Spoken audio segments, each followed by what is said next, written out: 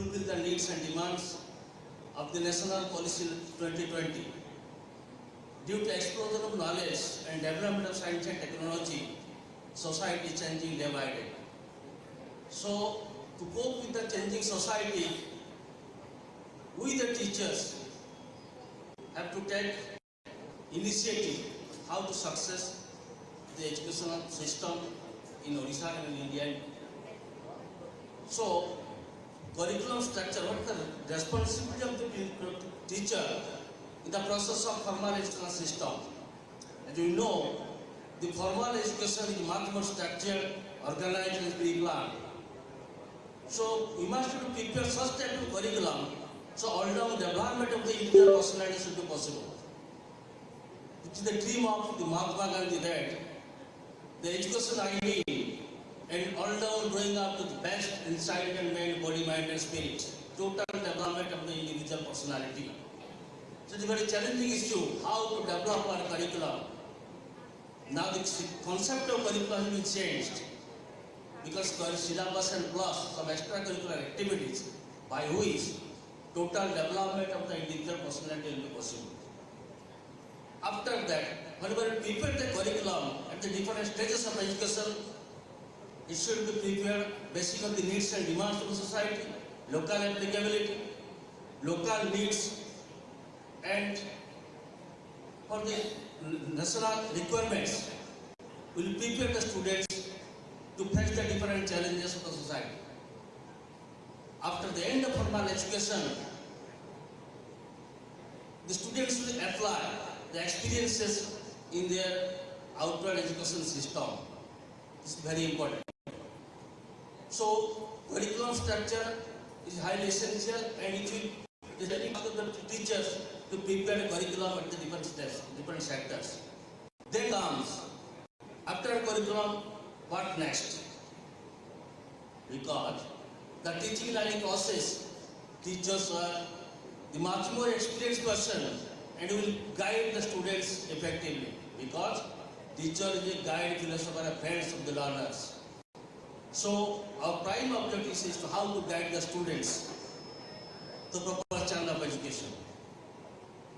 The guidance is essential because experienced person always provide guidance to the inexperienced one. Then the formal education system, test is a must to know the learning outcomes of the learner. That prepare a curriculum, then we will teach something in the classroom situation, then we will know the outcomes of the students at the end of the session, that is test. So whenever you prepare a test, how will prepare the questions? Test the measuring devices which measures the sample of behavior systematically. So how will measure the learner's behavior, learner's outcomes, the teaching learning process so far as the formal education system is concerned. So these are the various types of challenging tasks for the teachers, and the students will learn something more in the classroom situation. So whenever a teacher teach the students in the classroom situation, he will know what to teach and when to teach. What to teach means what curriculum will follow, prepare for the learners at the different stages. What to teach, how to teach, then what methodology will follow. Because the teaching learning process, different subject matters, different demands, various methods of teaching, and the teacher will accept, will adopt the different methods of teaching by his experience to deliver the lesson to the students. Then how to teach, what to teach, and when to teach. Environment, proper environment is essential for that. So it is a very challenging task for us. It is a very good topic chosen by the principal of the CTE Balasore and CTE Baripada and CTE Balasore, because the need of the hour, the education policy, education, teacher education 21st century is the need of the hour. Because the 21st century is basically education system focused on the learner-centered education. Learner-centered education. So in this process, students are the central part of the total educative process. So nothing to say more. Our experts will provide to deliver a speech regarding the topic, and the students also, and some professors, assistant professors they will present their papers. So thank you all. Thank you, sir. Thank you.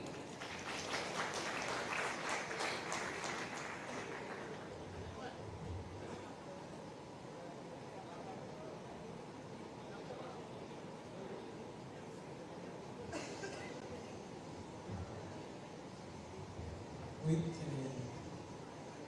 slide changing the agenda, I request Dr. Pradeep Kumar Chaudhary to address the gathering as honorable speaker.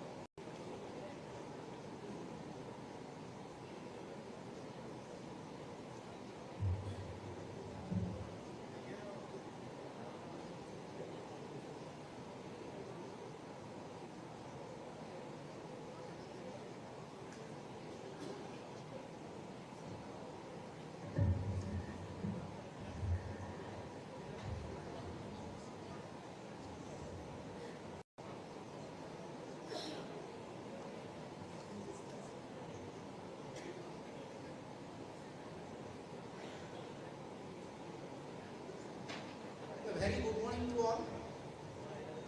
It's going to be afternoon, so I will meet you in the morning and afternoon. Esteemed delegates on the dais and also off the dais, faculty and staff of the two B.Ed colleges, UGs, CTE Balasore and UG CTE Baripada, and my dear students. There are many to thank, so given the time constraint, so I will not thank each of them in that sense, but my heartfelt thank always goes to them. But my special thanks goes to Professor Sanjay Kumar De, the principal of two colleges, who has put all his hard effort to build several dignitaries, academicians, faculty, students, media persons, and many others to listen to this important issue on teacher education in the 21st century. This is a special event for me as I share the dais with my mentor and professor, my teacher, Professor Jandhyala Vijitila, for whom I am here in that sense, because he has trained me a lot during my PhD program in Nepal or Nepal. I especially thank you, my teacher. I have given 20 minutes, so I will be speaking on three important aspects. Hope you will see my slides. So if the slides are not visible towards the end, I will speak loudly so you can have some sense what I am trying to speak.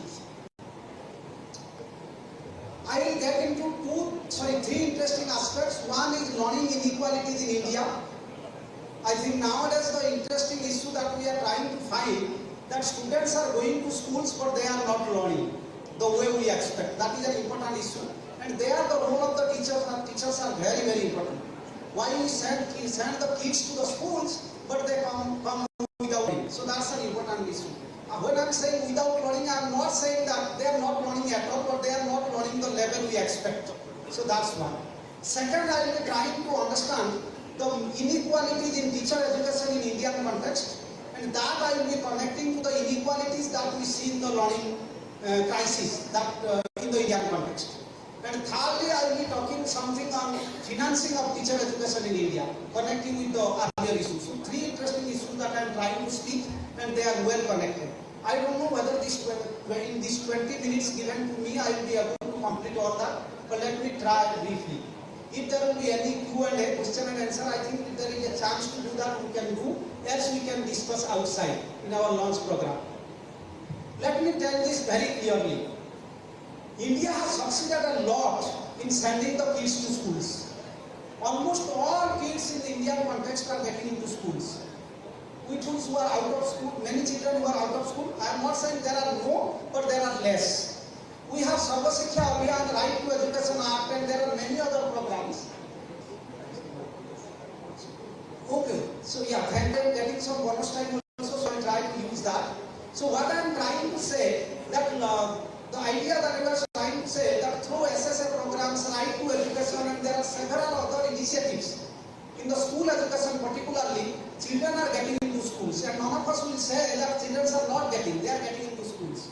But what kind of schools they are getting into, what they are learning, these are very, very important issues to discuss, and many students should think over this, because they are going to be the future teachers. I won't say they are the future because they are getting into the teaching profession very soon. So that's very, very clear. If you can see this diagram, this is an interesting diagram. You see, I have given some country, not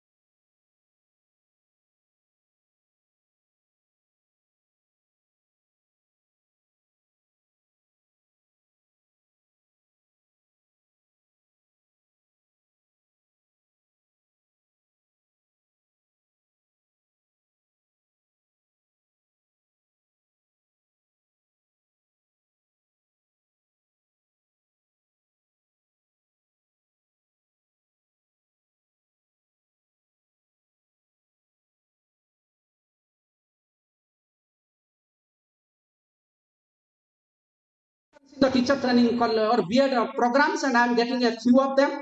If you see the B.Ed enrollment from All India Survey of Higher Education report, B.Ed enrollment is the 5th largest UG enrollment in the country. Almost 15 lakh students are enrolling in B.Ed program, and this is the 5th one. First one may be engineering, then others, but 5th largest enrollment or demand that is being done in the B.Ed programs. And teacher training institutes in India are largely private, as just I said.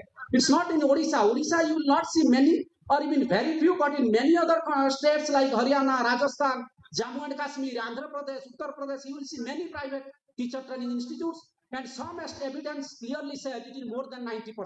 I don't have a precise estimation on that because we don't have data for that, but there are some studies that say it is more than 90, that means close to 95 also. In 23-24 data, India has more than 1 lakh schools with single teachers. In one side we see there is a clear expansion of teacher training institutes, B.Ed students are getting enrolled, so many private institutes are being opened up, but in the other side we see the number of schools of single teacher school, more than 1 lakh in the country, and it is enrolling 40 lakh students. That means 40 lakh students in this country are studying in single teacher schools in India. So that's very, very important to understand, and how actually this is getting into a different kind of learning inequalities that I said in the beginning. Odisha, if you see, Odisha has more than 1,000 single teacher schools, and almost 50,000 students are enrolled in such single teacher schools. So you imagine a school with grade, let's say 1, 2, 3, 4, 5, sometimes it goes up to grade 8, and there is only one teacher teaching to students moving from here to there. So these are the different, we call it multi-grade teaching. So many such things are coming up from the ground, and I am trying to bring such things. If you get into the private institutes enrollment of students, the latest estimation of 2017-18 data from NSS, so National Statistical Survey, so that clearly tells in some of the states, 90% of the students enrolled in B.Ed program are in private colleges. That is Rajasthan, and where we see the highest number of teacher training institutes. So Rajasthan, if there are 100 students enrolled in B.Ed program, 90 students are enrolled in private, and all India figure is 65. That means 2/3 of the students in Indian context are enrolled in private teacher training institutes. In Odisha, again it is the bottom. Only 6% of the students in B.Ed program in Odisha are enrolled in private teacher training institutes. That may be, some of them are in Bhubaneswar, I am not sure, but this is the data that is saying that very few number of students in Odisha are attending private teacher training institutes. Otherwise, in some other states, it's very, very high. And this tells many stories, starting with quality and several other things that I'm not mentioning. But I just want to give an anecdote. I listened from, at some point of time, one officer at NCT, National Council of Teacher Education. She was trying to say, in a seminar, she was trying to bring out that there are colleges in some parts of the country, including Haryana, Rajasthan, where you will, once you go for taking admission in those colleges, in the beginning they will ask you whether you will be taking admission with class or without class. If you are taking admission without class, you will be paying more. If you are taking admission with class, you are paying less. So you see the kind of teacher training institutes, teacher education programs that are coming up in many parts of the country. These are a few anecdotes, but things will be much clearer if you get into more statistics and more evidence. If you see, at one side we are seeing, okay, there is an increasing expansion of private sector in the country, but at the same side we see that the public expenditure on teacher training in secondary education, even in the elementary education, is very, very less. Very, very less. If you see this is the figure. That is the one side I have given the amount in billion rupees, and the other side I am saying the share to total expenditure on education. That means the expenditure on teacher training in secondary education is almost less than 1% in almost all years out of the total expenditure on education. That means very less amount of money on teacher training is being spent by the government. So that's very, very clear. And that is actually giving the way out to private sector to expand. And they are coming up to the market and expanding with very low standard teacher training institutes. I think you may know much better than what I know, and things are very, very clear in many parts of the world, many parts of the country. Similarly, if you see the share of teacher training education expenditure on teacher training to total expenditure in some of the major states, that is also clear. In some states like Karnataka, Andhra Pradesh, Chhattisgarh, Madhya Pradesh, it is very, very low. And fortunately, what the data says in Odisha, the teacher training component to total expenditure on education is little higher. I am not saying it is much higher, but it is little higher than the other states that we see in the data. But to understand this very clearly, we need to get into the data and dig out further, but I am not able to do that because of the time constraint. Let me get into the public expenditure. So, well, how much time? Yeah. So, what I am trying to say, the private expansion of teacher training institutes is very, very clear, as I said. So, students who are taking admission in private teacher training institutes are spending a lot for their fees and also non-fee expenditure. Non-fee means on their private expenditure. If you see this, there is a significant difference between government and private institutes expenditure by students. This is the household expenditure. That means how much a family spends on an average if that family sends one child to B.Ed program. Is it like that? Should be very, very clear. And there is a significant difference between the government and private. Government is the first one, private is the second one. If you see the top figures, which is little yellow, yes, on an average, a family will spend almost 46,000 rupees per annum to do a B.Ed program in private institutes. So which is very, very high in that sense. That means students are paying a lot on teacher training programs because of the private sector expansion in teacher training institutes. If you see this again, we have the item-wise expenditure. Mostly, whatever the students pay, that is the family pay for their teacher training programs, that is B.Ed programs, you can see that is largely going to the fees. That is the student fees. Almost half of the amount that they spend they spend on student fees, because that is the largest share. In private institutes, almost 57% of the total expenditure that students do is on fees, and the rest are on their boarding, lodging, hostels and all. So that means students are burdened a lot. This is very, very important. If you see what I did, I estimated the economic burden to households. How I estimated the economic burdens? I took the total income of the family, then I took the total expenditure on teacher education, then I took the ratio, divided the first numerator is the total expenditure on B.Ed program divided by total family income. So that means if you see the bottom one, 22% of your family income is going for one kid for B.Ed program. That means if you are sending one child to a B.Ed program in India, on an average you are spending 22% of your income, of your total income. That means it's very, very huge in that sense. And very interestingly, I won't say this is very good news or happy news, but if you see, this burden is skewed towards poor households. That means the poorest family, like the families with less income, they are burdened the most. That means if a household, I have poorest to richest the income groups. The first one is poorest and the last one is richest. If you see they are burdened to sending a child to B.Ed college or a student to B.Ed college is much higher.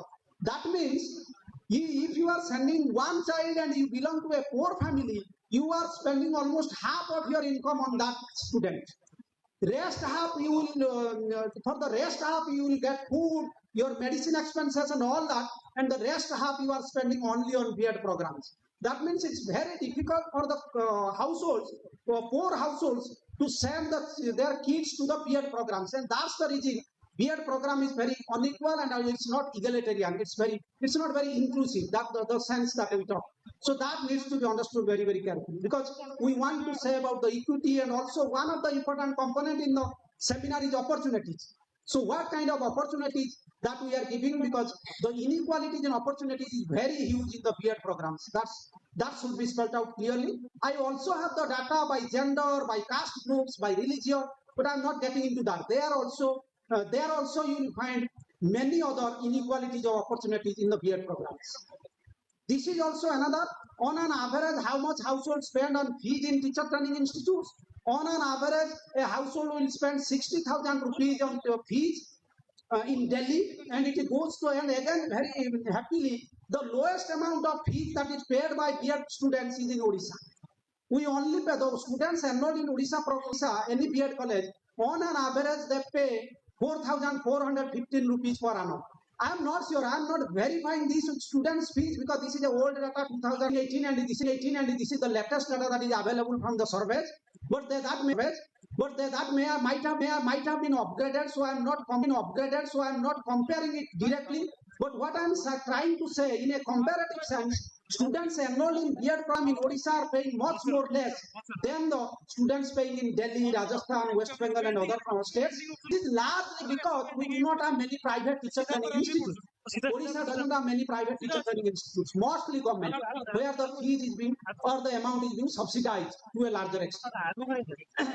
I think what I'm trying to do now, because sir will be speaking about the NEP, if I'm correct, on teacher education and relating that, so I'm not getting to the policy dimension much, but I will be ending with a few questions that I have in mind.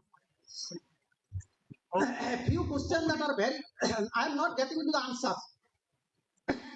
Sorry. I'm not getting into the answer of such questions because I am opening up the questions so that you can ponder over and you can think much better. And also, I don't have the answer. I don't have the answer as such, so I am also scared to give any answer to the questions that I have raised. I prefer to raise questions and I get back to the people and then see how the things work and what they think. It's in social sciences, we don't have one-to-one question answer. So always it is open up and it should be debated, discussed, and also learned further. So that's the kind of interesting thing that I bring in. Let us get into two interesting points. One is National Education Policy 2020 tries to say, even earlier also, we targeted to make teacher education egalitarian. In that sense, it should be equal to all. Many students who are from deprived communities, let's say from these low caste groups, marginalized communities, economically not better off, they should also be participating in B.Ed programs. But what I see, what the data says, is the growing private sector. So does growing private sector in teacher education helps in making teacher education egalitarian? So that's a great question. If we are more day by day, we keep adding private teacher training institutes, then how, when we will be getting the teacher training institutes as equal opportunities that will be coming up in such teacher training institutes, and they will be egalitarian as we aim for that. So that's a critical question that needs to be debated among all, and I don't find any other opportunity or even any other event than this to discuss this, because this is a seminar on teacher education in the 21st century and the title clearly tells about innovations, opportunities, concerns. So these are a few concerns that I am getting into. My second concern is making teacher training program multidisciplinary. This is a major target in NEP 2020. I think Tilak sir will tell more about this. The multidisciplinarity of teacher training. When are we going to make it multidisciplinarity? Are we going to make a multidisciplinary program with 6 teachers in the teacher training institutes, 10 teachers in teacher training institutes, 13 teachers in teacher training institutes? I'm not sure. So multidisciplinarity has its own relevance. The 4-year teacher training, integrated teacher training programs are coming up. There are many other targets are being set in the NEP and we keep talking about that. But it's important to ponder over. It's important to unpack how, given the kind of situations and the progress that we make. The progress that we make is largely in the institute, that too in private sector. So how are we going to achieve this is an important progress too. And also we say about 4-year teacher training, 2-year B.Ed program, now 1-year B.Ed program also they have proposed. So all kind of B.Ed programs will come up, all will be multidisciplinary, but how to do, that's an important concept. I think you all who are teaching in teacher training institute might be experiencing this better than I. I do some research and bring the facts, but your experience in the classroom will tell the things much better than me. The third point that I am trying to say is motivating teachers to teach in rural schools. That's a very important concern that is being raised in the NEP 2020. Motivating teachers in teaching in rural schools. Many teachers, they often try to get into the urban space, and they have their own reasons to say they want to give good schools to their their kids, they want to get better health facilities, they want to get urban amenities. So all issues are there, and they often come back to the urban settings. But who all will be then teaching to the rural schools? And what NEP is trying to say, provisioning of local housing near or on the school premises, increasing HRA, house rent allowances for teachers will work, but I am not sure whether this will work or not. This is also the answer is not with me, but I'm just trying to raise a few concerns. But it's important to bring teachers back to the rural schools and motivating them teachers. It's not about only bringing back them to schools. Rather, I would emphasize they should teach, because teaching is an important activity that should go on. Because the statistics that I said very clearly, the ASER report, Annual Status on Education Report 2024, rural education landscape is in terrible condition. Learning is not happening. Standard 8 children are not able to do standard 2 subtraction. Standard 8 children are not able to read a text, one line text. So these are the facts that are coming up, and these facts are alarming, and that needs to be understood very, very clearly. The third point is more involvement of teachers in school management committees. We have many school management committees. Sometimes we call them as parent-teacher associations, school teacher associations. There are many names in many states. But school teacher, what we call more involvement of teachers in such committees will make school governance effective. But we have seen many studies. I have seen many empirical studies that clearly tells school teacher engagement in school management committees work regressively in many cases. So sometimes there is a politics to it. I am not getting into that, because there is a politics with the school management committee with teachers, and they all end up with doing nasty politics rather than teachers getting into the classrooms. And that is reflected also in the learning outcomes of students. So I am not sure, again suggesting and saying that more involvement of teachers will bring better schools, better learning in the school, better governance in the schooling system is little. I am not hopeful in that. So I don't know what others will say, but my point is I am not so much hopeful on that, and we should debate on that. My last point, and I will be ending with that, is action against substandard standalone teacher training institutes. That is being very categorically said in the NEP 2020, and it is being said teacher training institutes which are not performing well, not training the students well, mostly in private sector, should be abandoned. They should not exist. And that was the case in engineering colleges also. But in engineering colleges, I think Sir wrote a book on economics of engineering education in India. If you read, you will clearly say there are many colleges which are being shutting down, engineering colleges. In Haryana, in Rajasthan, in UP, they are being converted into gymnasiums, they are being converted into private schools, they are converted into supermarkets, because they are no more existing, students are not coming. But B.Ed college, that thing is not happening. There is a high demand for B.Ed college. Even if you don't teach, you will get a degree without class. They are considered as degree mills, distributing degrees. Still we have students. So that's a magic that is working, and that magic needs to be understood and unfolded to understand the teacher education landscape in the country. Unless we will be producing teachers, but they are not teachers. I am sorry to say that we are producing enough teachers, but they may not be teachers. They are not teaching. I am not accusing teachers as such. I am trying to bring a landscape and the kind of situation that is horrifying us, given the kind of learning outcomes that we see, students engage in non-academic activities and many other things. So that needs to be understood very, very clearly. And lastly, I would say, I must apologize for not getting into the higher education. I don't have time. I am not prepared for higher education to say the stories. I think other speakers will get into that. What is happening with teachers in higher education institutes? I am a teacher in a higher education institute, Jawaharlal Nehru University in Delhi. So sometimes outside we consider this is one of the best universities in the country, but there are many universities which are not doing that well, and what teachers are doing, what kind of teacher recruitment, what is the teacher recruitment processes, politics of teacher recruitment, training. There are many other issues in higher education institutions, but unfortunately I am not getting into that. I only targeted to get into the school education because there are B.Ed programs and they will be getting into school teachers. Not necessarily, but mostly they may be getting into schools and they will be learning. And I have hope, because what I see as a teacher, as a young teacher, when you get into classrooms, that is your space, you can do miracles. You can teach well, you can motivate teachers, even if there may be 1,000 other problems, structural issues, but I don't care. I as a teacher, I come, I teach, I do my duty. That also will make difference. So as an individual teacher in the classroom can make miracle, and that should be the magic that every teacher should attempt. Thank you again for getting me here.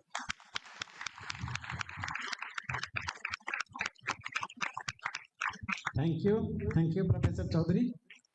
Your talk must have motivated the students positively, and you have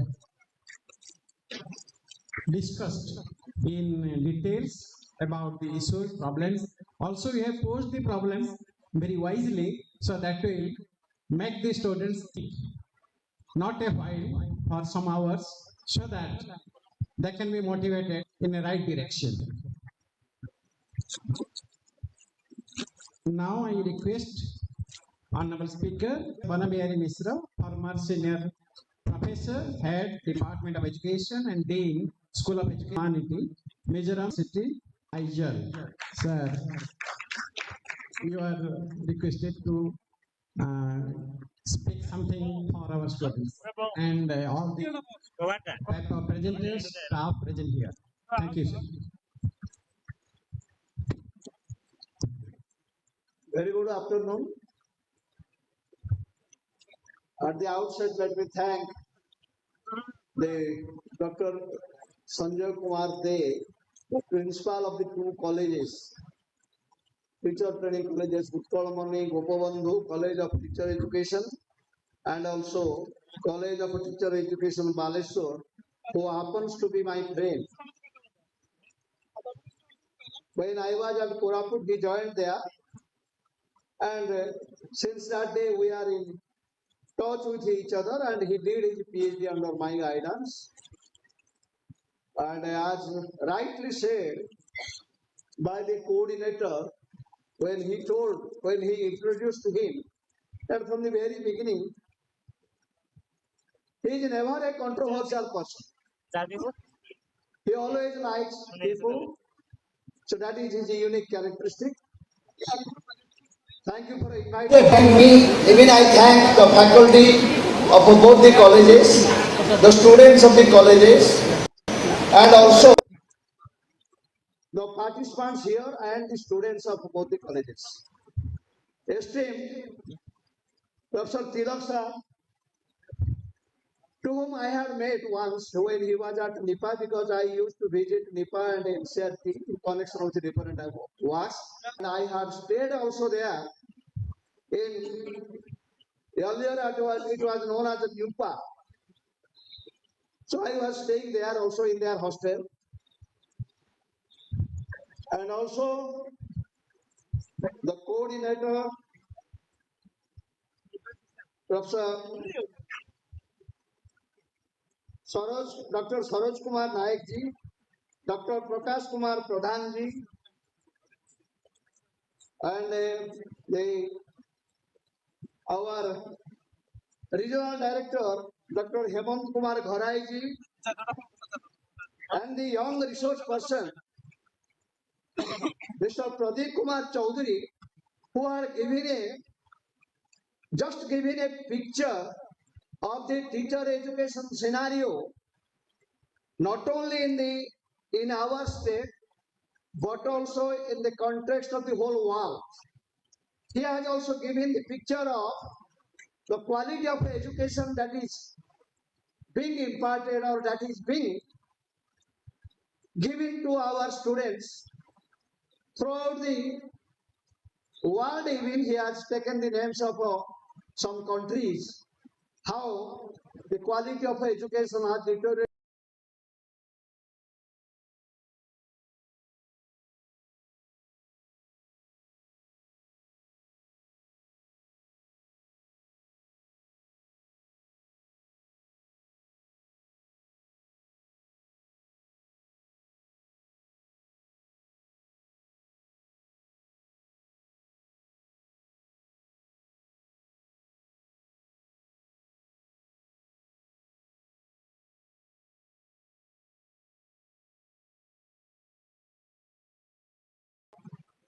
So for tomorrow, okay, they will be coming. So I will have the opportunity to have interaction with them.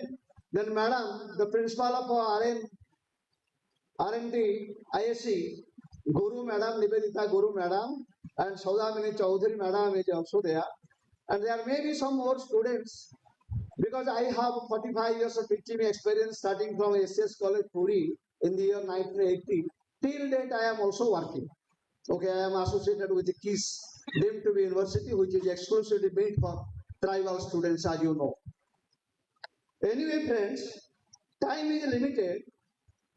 I will try to highlight something, okay, in briefly, because I also want to listen to Professor Tilak. who has vast exposure, vast experience in comparison to all of us. So that's why I will try to be very brief in my speech. You know that the Delos Commission, it was published, that is the treasure within, that is learning to be, it was published in the year 1996. Prior to that, one of our education secretary was there, Dr. P.N. Kripal. Once he had published one article in the university news, and I had gone there. I could not cite the exact reference, but I remember he had raised three issues, three explosions. That is population explosion, knowledge explosion, and explosion of expectations, aspirations. It was, he had published it before 1996. Then he had raised three issues: war and peace, man and environment. Always there is a fight between the man and his environment, culture and technology. Okay. Then three conflict between inner man and outer man. What is inside me, what I am being seen to you. Freedom and social organizations, and tradition and modernity. You are all mature persons, okay? There is no time to expand it or to explain it. Three gaps. Gap between developed and developing countries, developed and underdeveloped countries, and gap between power and law. He had highlighted these things that we have to face. Okay. Then in a similar way, as I took the name of a Delos Commission, Delos Commission had said three crises: peace, freedom, and social justice. 7 tensions. Those are the global and the local. Global and the local. The universal and the individual. The tradition and the modernity. It is more or less. It is, when you think that Kripal, Dr. P.N. Kripal and this Delos Commission, they are also similar in many ways. The same thing are being repeated. Long-term and short-term considerations, competition and concern for the equality of opportunity, then expansion of knowledge and human beings' capacity to assimilate it, spiritual and material. These were there. Then Delos Commission, sometimes we say that education is the catalyst which can change the society. But Delos Commission did not agree to it, because at any time blames are coming to the teachers. Teachers are being blamed. Okay, I don't agree to it. Rather, I agree to the Delos Commission view that education as a principal means, not a magic, for the solution of the crisis or tensions. How? You see, out of 24 hours, for how long the students are coming to the class, whether it is a school, or it is a university, or it is a college, 3 hours, 4 hours, 5 hours, 6 hours. Those days were gone, when ancient days, when the Gurukula system was there, and at that time, marvelous teachings were held in the Modi halls.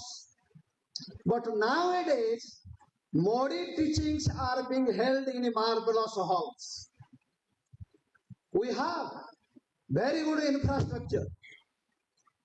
We have very good infrastructure. But where is the quality of teaching? Where is the quality of products? You cannot say that the Gurukul system was bad. Always the disciple was there. Why I am telling that a marvelous teaching was being held during that Gurukul system? Always the students were interacting, were following, were obeying the teachers. But nowadays, what happens? Okay, only 4 and 5 hours, for 4 or 5 hours, the students will come to the school. Teachers will have with a vast number of students. Everybody is unique. Everybody is unique. He finds it difficult. You can imagine. We were fortunate that we were dealing with the mature students, those who are sitting here, all of us. Okay, in the university, all students are mature. Okay, they are conscious of their career. Those who will be conscious of their career, they can build their career. Those who will not be conscious, they will spoil their career. That is different. But imagine the condition of a teacher who is teaching to the pre-primary school, at the in the preschools or in the schools. It is difficult for him to control. Okay, so you cannot blame the teachers. He was giving, Mr. Pradeep, Dr. Pradeep was giving the picture. Okay, the standard. How can you blame? We cannot blame the teachers. But simultaneously, we have responsibilities as teachers. No doubt, teachers are being given multifarious works. And there is another part, politics and education. Always politics have played, okay, in education since the last 70 years or 75 years after independence. There you look to your content. I have studied, perhaps those who are present here, I may be the senior most, or Professor Tilak may be the senior most among us, all of us. There was a time when I was studying the same social study, the Mughal period, the British period. Okay, what was its value? Akbar the Great. Those types of contents, no. Always it is reflected, it is in the constitution, or that people say, politicians say, that we have to inculcate values. To say that Akbar was the great, what was the necessity to have such a chapter from the school stage till the university education? Those who have studied the history like this, there is no place for those who have sacrificed their lives for the sake of the country, those who have contributed. Okay, we have not studied them in detail, but we have to get it memorized and reproduce it, vomit it at the time of examination, otherwise we will be failed. That was the scenario. Okay, I am not a politician, or I don't have the aspiration to be a politician, but this is the truth. We have analyzed. We don't have freedom. Teachers have no freedom to say, okay, whatever is designed, you have to incorporate. So that is there. Okay. So now, after that, you see, this is sustainable development goals, 2030 agenda. India accepted